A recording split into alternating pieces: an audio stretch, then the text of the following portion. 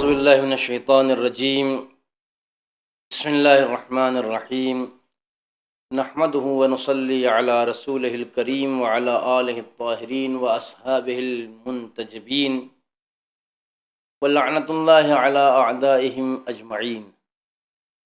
بسم اللہ الرحمن الرحیم وللہ الاسماء الحسنى فادعوہ بہا۔ اللہ سبحانہ و تعالیٰ کے اپنی پاک و پاکیزہ کتاب قرآن مجید میں اس حکم کی تعصی اور اس کی پیروی کرتے ہوئے کہ اللہ کے بہترین عظیم حسین نام ہیں، اسے خود اس کے ان بہترین اور عظیم ناموں کے ذریعے سے یاد کرو، یہ اس کا حکم ہے۔ لہذا اس کی تعصی کرتے ہوئے، اس کے حکم پر عمل کرتے ہوئے اس سلسلے کا آغاز کیا جا رہا ہے کہ اس کے سارے ناموں کی خاصیت، ان کے معانی، ان کے مفاہیم، ان کے مطالب اور ان میں پائے جانے والا حسن، ان میں پائی جانے والی عظمتوں کا ایک ہلکا سا اشارہ، ایک بہت مختصر لفظوں میں ان کے بارے میں دو ایک باتیں، اور ان بہترین اور عظیم ناموں کے ذریعے سے، ان اسماء اعظم، اسماء حسنہ کے ذریعے سے جو فضیلتیں، جو برکتیں ہم حاصل کر سکتے ہیں، ان کے بارے میں تھوڑی سی جانکاری حاصل کی جائے تاکہ ہم اسے ان بہترین ناموں کے ذریعے سے یاد کر سکیں۔ چنانچہ اس سلسلے کا آغاز اسماء حسنہ کا پہلا اسم، اس کے بہترین ناموں کا جہاں سے سلسلہ شروع ہوتا ہے، اس کا پہلا نام یعنی الرحمن۔ الرحمن، الرحمن، انتہائی بہترین نام، انتہائی خوبصورت نام، اتنا خوبصورت نام کہ اس نے اپنی کتاب کے ایک سورے کا نام سورہ رحمان رکھا۔ اتنا عظیم نام کہ اپنے کتاب کی اس سورت کو اس نے اپنے اس نام، اپنی اس صفت، اپنی اس خوبی سے شروع کیا، الرحمن علم القرآن، اور آخر تک اتنا بہترین نام کہ جو اس کے لفظ جلالہ، جو اس کے اپنے ذاتی لفظ کے بعد سب سے پہلے استعمال ہوا، جسے اس نے اپنے نام سے جوڑ کے رکھا، جسے اس نے اپنے نام سے ہر جگہ ملا کے رکھا، جس کے لیے اس نے یہ رعایت رکھی کہ خود اپنی کتاب کی ہر صورت، اپنی کتاب کے ہر چیپٹر، اپنی کتاب کے ہر سبجیکٹ میں جہاں سے بات شروع کی، پہلے اپنا نام اور اس کے بعد جو سب سے پہلی اپنی صفت، اپنی سب سے پہلی خوبی پیش کی، وہ لفظ رحمان ہے۔ اور یہ لفظ رحمان کلمہ اور جملہ بسم اللہ الرحمن الرحیم کا لفظ اللہ کے بعد کا پہلا لفظ قرار دیا۔ اس کی عظمت کے لیے، اس کی برتری کے لیے، اس کی فضیلت کے لیے اتنا ہی جان لینا کافی ہے کہ اللہ کے آخری نبی حضرت محمد مصطفیٰ صلی اللہ علیہ وآلہ وسلم کی حدیث پرنور ہے کہ جس کسی نے بھی اپنا کام بغیر بسم اللہ الرحمن الرحیم کے شروع کیا، یعنی جسے ہم کلمہ بسم اللہ الرحمن الرحیم کہتے ہیں، اس کا کام ناقص رہ جائے گا، اس کا کام مکمل نہیں ہو سکتا ہے، اس کا کام پورا نہیں ہو سکتا ہے۔ لہذا جب بھی اپنے کام کا آغاز کرو، جب بھی کسی کام کی شروعات کرو، تو بسم اللہ کہو، اور بسم اللہ میں بھی اللہ کے نام کے بعد جو اس کا پہلا نام، جو اس کا خاص نام ہے، جو اس کا مرکزی نام ہے لفظ اللہ، اس کے بعد جو اس کے صفت کے نام ہیں، اس کی خوبیوں کے نام ہیں، اس کی اچھائیوں کا ایک جو سلسلہ ہے، اس نے پہلی کڑی لفظ الرحمن کی ہے۔ اور اس کی اتنی تاکید کی گئی، اللہ کی رحمانیت کا تذکرہ اور اسے یاد رکھنے کی اتنی تاکید کی گئی۔ میں نے ابھی ایک حدیث کا خلاصہ آپ کی خدمت میں عرض کیا، جب بھی کوئی کام شروع کرو، بسم اللہ الرحمن الرحیم کہو، یعنی اللہ کو اس کی رحمانیت سے یاد کرو. کوئی بھی کام شروع کرنا ہے تو اللہ کو یاد کرو، اس کی رحمانیت کو یاد کرو. رحمان کے مطلب کیا ہے، اس کے معنی کیا ہے؟ اتنا تو ہم میں سے ہر ایک جانتا ہے، رحمان یعنی رحم کرنے والا. لیکن لفظ الرحمن کے معنی صرف رحم کرنے والا نہیں ہے، بلکہ عربی زبان میں الرحمن مبالغے کے لیے استعمال ہوتا ہے. مبالغے کیا مطلب ہے؟ مبالغہ یعنی بہت زیادہ. بلوغ، بلوغ کسے کہتے ہیں؟ جب بچہ رہتا ہے تو وہ بچہ کہا جاتا ہے. جب بالغ ہو جاتا ہے یعنی بڑا ہو جاتا ہے، یعنی بزرگ ہو جاتا ہے، تو اسے کہتے ہیں یہ بالغ ہو گیا. بالغ یعنی اب بڑا ہو گیا، یعنی عمر کی زیادہ منزلیں اس نے طے کر لیں. بچپنے سے، کم سنی سے، لڑکپن سے یہ بڑھ کے اب جوانی کی منزل میں آ گیا، اونچا ہو گیا، بڑا ہو گیا، بزرگ ہو رہا ہے. الرحمن رحم کرنے والا نہیں، بہت بڑا رحم کرنے والا، بہت عظیم رحمتوں والا، رحمتیں پیش کرنے والا، رحمتیں بانٹنے والا،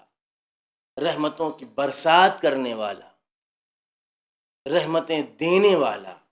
رحم کرنے والا، بہت بڑا رحم کرنے والا ہے. ایسا رحم کرنے والا ہے جس نے دنیا کے ہر اپنے ماننے والے سے یہ تقاضا کیا. ہماری کتاب پڑھنا ہے تو میرے مرکزی نام کے بعد میری پہلی صفت میرے رحم کو یاد رکھنا. اور یقینی طور پر یہ ایک ایسا نام ہے، یہ ایک ایسی صفت ہے اللہ کا، یہ ایک ایسا لقب ہے، یہ اس کی ایک ایسی خصوصیت ہے کہ جو دنیا کی کسی چیز سے خاص نہیں ہے، بلکہ ساری کائنات پر عام اور پھیلی ہوئی ہے. کوئی ایسا ہے کہ جو یہ کہہ سکے کہ مجھ پر اللہ کا رحم نہیں ہے؟ وہ انسان ہو، وہ حیوان ہو، وہ جمادات ہوں، وہ نباتات ہوں، وہ درخت ہوں، وہ غنچے ہوں، وہ پھل ہوں، وہ پھول ہوں، وہ زمین ہو، وہ پہاڑ ہو، وہ کوئی چیز بھی ہو، اس کا رحم بہت بڑا رحم ہر ایک پر عام. یہاں تک کہ یہ اس کی رحمانیت اسے ماننے والوں کو بھی شامل ہے. جو اسے مانتے ہیں، اس کا کلمہ پڑھتے ہیں، اسے ایک سمجھتے ہیں، اس پر بھی رحم کرتا ہے. وہ رحمان ہے یعنی اس کا رحم عام ہے. جو اسے نہیں مانتا اس پر بھی رحم کرنے والا، بہت رحم کرتا ہے. ایک انسان جو اس کا انکار کرتا ہے، اس کا کفر کرتا ہے، جو کافر ہے، جو کہتا ہے کہ اللہ یا تو ہے نہیں یا تو ایک نہیں ہے، اللہ اس پر بھی رحم کرتا ہے. بارش اس پر بھی ہوتی ہے،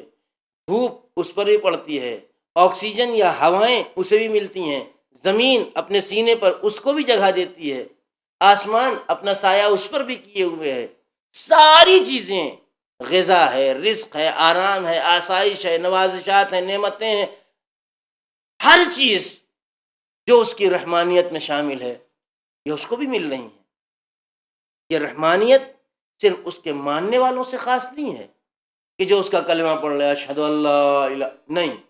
اشہد ان لا الہ الا اللہ والے کو بھی ملے گی. اور جو یہ کلمہ نہیں پڑھ رہا، چونکہ وہ رحمان بہت رحم کرنے والا ہے، لہٰذا یہ رحمانیت ان کو بھی شامل ہے. یہاں تک کہ وہ لوگ جو خود خدائی کے تصور کا انکار کرتے ہیں، کوئی نہیں ہے ہی نہیں کوئی، نہ کسی نے پیدا کیا نہ بنایا، یہ دنیا اپنے سے پیدا ہوئی ہے، اپنے سے چل رہی ہے، اپنے سے مٹ جائے گی، ختم ہو جائے گی، کوئی اس کے پیچھے کام کرنے والی قوت، طاقت، پاور کچھ ہے ہی نہیں. اس پر بھی اللہ کی رحمانیت شامل ہے. اسے بھی جلا رہا ہے، اسے بھی پیدا کیا، اسے بھی صحیح سالم پیدا کیا، اسے بھی بہترین چاہنے والے ماں باپ، محبت کرنے والی ماں، شفقت کرنے والا باپ دیا، رشتہ دار دیے، عزیز دیے، اقارب دیے، سماج دیا، معاشرہ دیا، دوست دیے، احباب دیے، تعلیم دی، تربیت کی. اسے بھی سایہ ملا، اسے بھی دھوپ ملی، اسے بھی ہوا ملی، اسے بھی پانی ملا، اسے بھی ساری چیزیں. کیوں؟ اس لیے کہ وہ رحمان ہے اور اپنے رحمان میں کمی نہیں کرتا ہے، رحمانیت میں کبھی کمی کرنے والا نہیں. انتہائی عظیم نام، انتہائی بہترین نام، اسماء الحسنہ کا پہلا نام. ہم چاہیں تو اس کو اس نام سے پکاریں، اور یقیناً ہمیں چاہیے کہ ہم اسے اس نام سے پکاریں اور اس کے قریب ہوں۔ یہی وجہ ہے کہ بعض احادیث میں، بعض روایتوں میں یہ بات پائی جاتی ہے کہ جس کسی نے بھی واجبی نمازوں کے بعد 100 مرتبہ لفظ رحمان کی تلاوت کی، الرحمن الرحمن الرحمن، یا اس طرح اسے پکارا، یا رحمان یا رحمان، اے بہت رحم کرنے والے، اے بے پناہ رحمتوں سے نوازنے والے، 100 مرتبہ اس کی تکرار کی، تو اللہ اپنی رحمتوں سے اس کے ذہن کو کشادہ کر دیتا ہے، اس کے ذہن کی گرہوں کو کھول دیتا ہے، اس کی یادداشت کو بڑھا دیتا ہے۔ بڑی شکایتیں ہوتی ہیں کہ صاحب کچھ یاد ہی نہیں رہتا، کل جو کام کیا تھا آج بھول گئے، صبح میں کیا سوچ رہے تھے اس وقت یاد نہیں ہے، صبح کیا طے کیا تھا اس وقت ذہن میں نہیں آ رہا ہے۔ اگر کبھی ایسی کوئی مشکل پیش آئے کہ یادداشت کمزور پڑنے لگے، باتیں ذہن سے نکل جانے لگیں،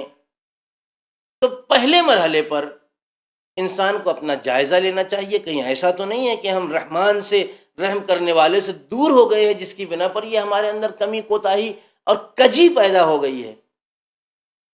اگر ایسا ہو اور انسان اپنا جائزہ لے، محاسبہ کرے، اپنے آپ کو ناپے تولے، پرکھے،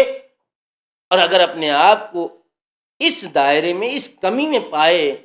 تو اسے چاہیے کہ ہر نماز، واجب نماز کے بعد 100 مرتبہ مصلی پر بیٹھے ہوئے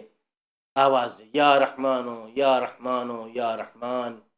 یا رحمان، 100 مرتبہ اسے دہرانا چاہیے۔ بے پناہ برکتیں ہیں، انسان کا دماغ تیز ہوتا ہے، انسان میں ہوشیاری، حقیقی مذہبی ہوشیاری پیدا ہوتی ہے، انسان کا دل بیدار رہتا ہے، انسان اپنے اللہ کی معرفتوں سے قریب تر ہوتا چلا جاتا ہے۔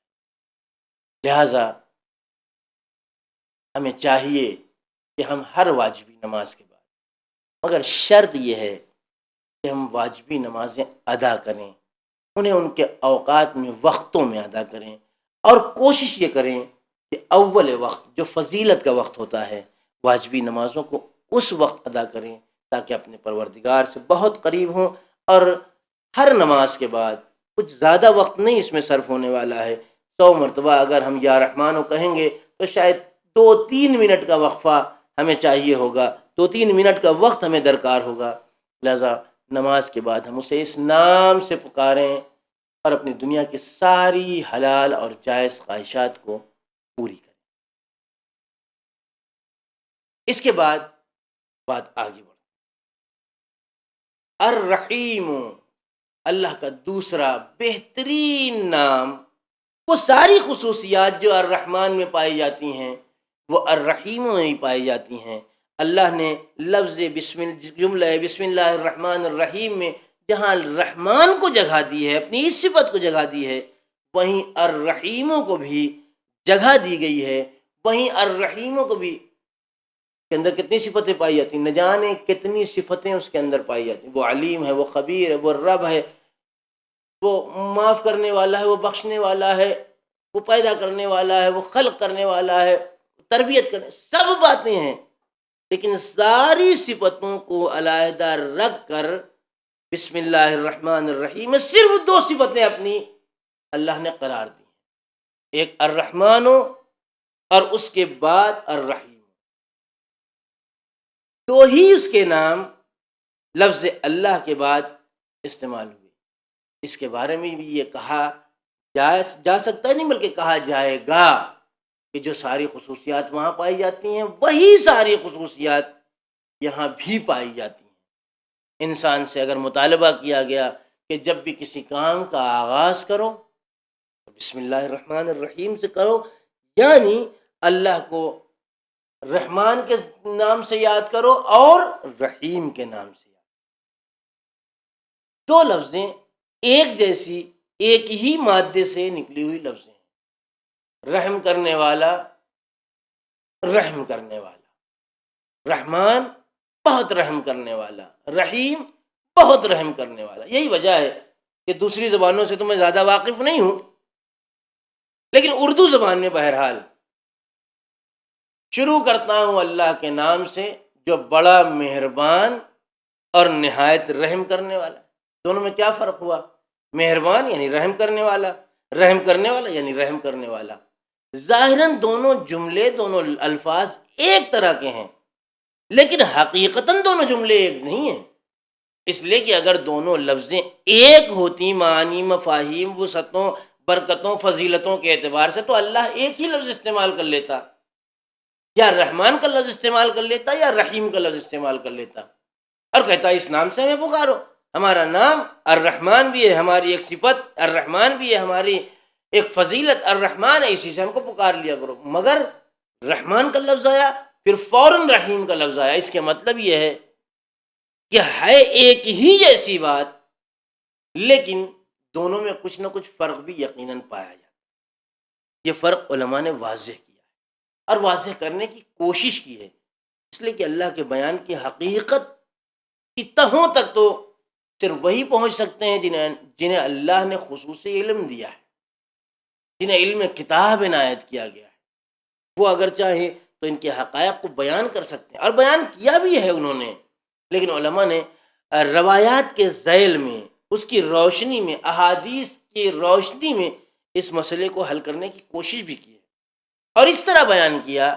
کہ رحمان اور رحیم جو ظاہراً ایک جیسے الفاظ دکھائی دیتے ہیں، ان میں فرق ہے. فرق کیا ہے؟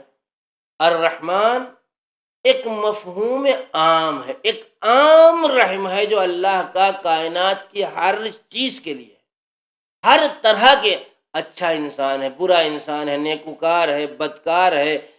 اطاعت گزار ہے، معصیت کار ہے، جو کار ثواب کرتا ہے، جو گناہ گار ہے، گناہ برائیاں کرتا ہے، ان سب پر جو اس کا رحم ہے اسے رحمان کہتے ہیں. اس صفت کے عنایت کرنے والے، ان باتوں کے عنایت کرنے والے کو رحمان کہتے ہیں. لیکن وہ خاص لطف، وہ خاص مہربانی، وہ خاص عطا، وہ خاص کرم جو اللہ اپنے صرف ماننے والوں کو، اپنے کلمہ پڑھنے والوں پر کرتا ہے، اسے لفظ رحمان سے یاد نہیں کیا جاتا، بلکہ اسے لفظ رحیم سے یاد کیا جاتا. ہو سکتا ہے کوئی کہے کہ بہت سے ایسے لوگ ہم نے دیکھے ہیں جو اللہ کو مانتے ہیں، اس کا کلمہ پڑھتے ہیں، اس کی اطاعت کرتے ہیں، لیکن پریشانیوں میں ہیں، دقتوں میں ہیں، مشکلات میں ہیں. جبکہ رحمانیت تو شامل ہے ہی ہے، یہاں تو رحیمیت بھی شامل ہے.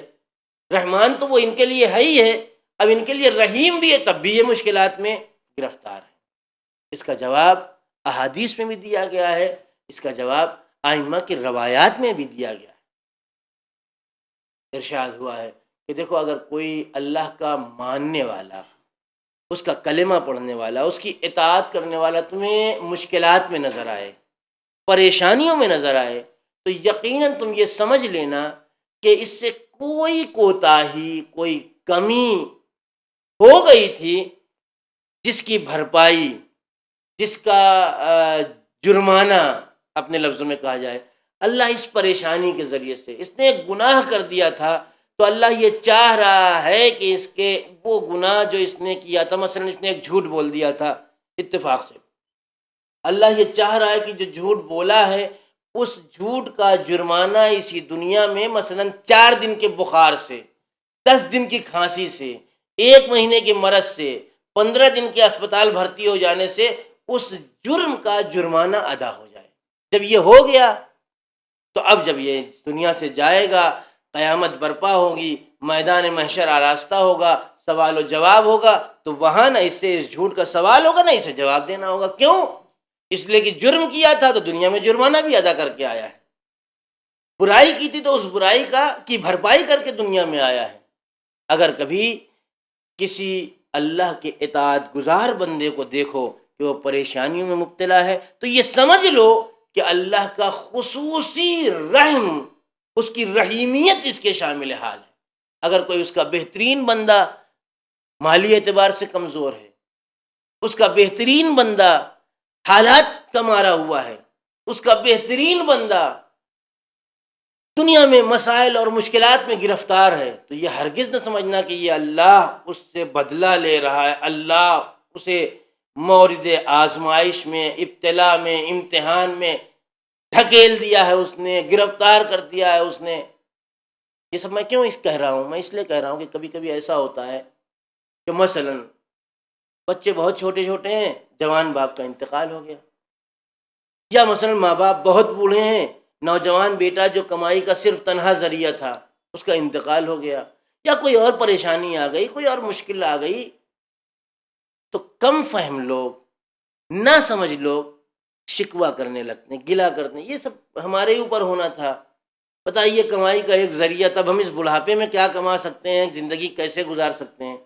عین ممکن یہ ہے کہ اللہ اس امتحان کے ذریعے سے آخرت میں ہمیں بہت بڑی کامیابی دینا چاہ رہا ہو، کہ اگر یہ امتحان نہ لیتا تو اس بہترین کامیابی پر ہم نہ پہنچ پاتے۔ ممکن ہے کہ وہ جنت میں ہمیں بہت بڑی نعمتوں اور رعنائیوں سے نوازنے والا ہو، جس کے لیے اس نے یہ چھوٹا سا امتحان لے لیا کہ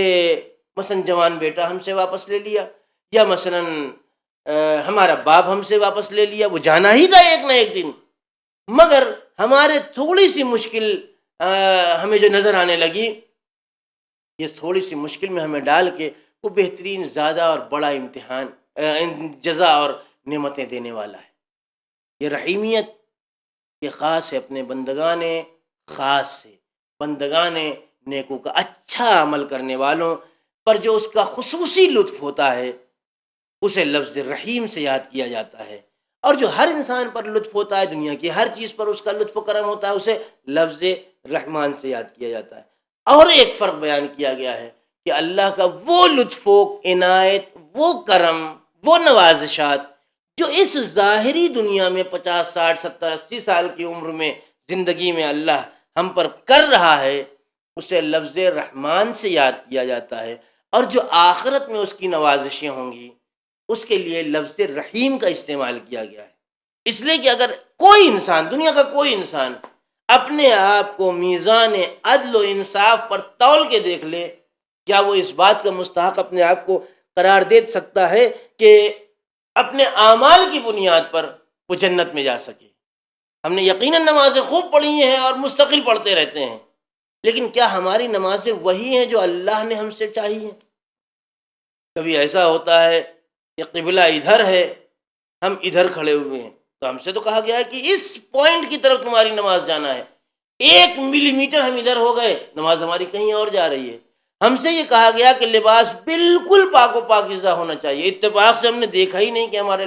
لباس پر مثلا خون کی چھینٹیں پڑی ہوئی ہیں۔ ہم سے یہ کہا گیا کہ جگہ بالکل پاک و پاکیزہ مباح ہونا چاہیے، غصبی نہ ہونا چاہیے۔ ہمیں پتہ ہی نہیں ہے کہ جس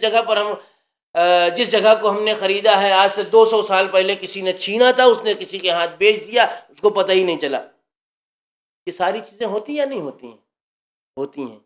اور اس کے لیے اللہ کا رحم درکار ہے، اللہ کی معافی چاہیے ہے، جو کہاں ملنے والی ہے؟ آخرت میں ملنے والی، جس کے لیے اس نے اپنے آپ کو لفظ رحیم سے یاد کیا۔ دنیا میں جتنا کرم ہوتا ہے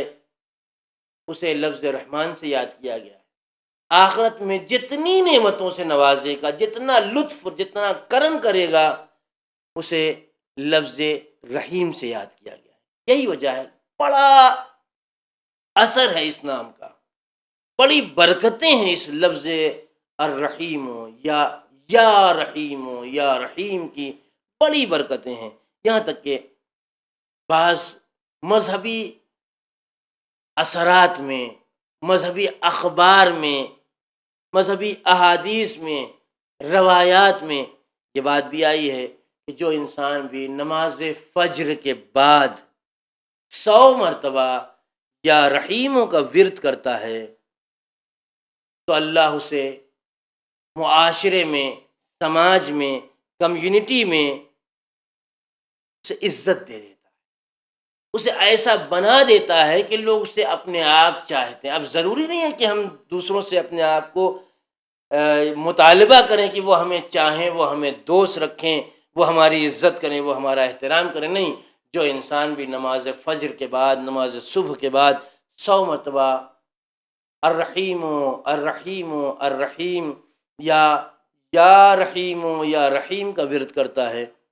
اللہ معاشرے میں اسے عزت دار بنا دیتا ہے، لوگوں کے دلوں میں اس کے لیے جگہ پیدا کر دیتا ہے، اسے معاشرے میں عزت دار بنا دیتا ہے۔ لہٰذا وہ لوگ جو مال دنیا کے ذریعے سے عزت چاہتے ہیں،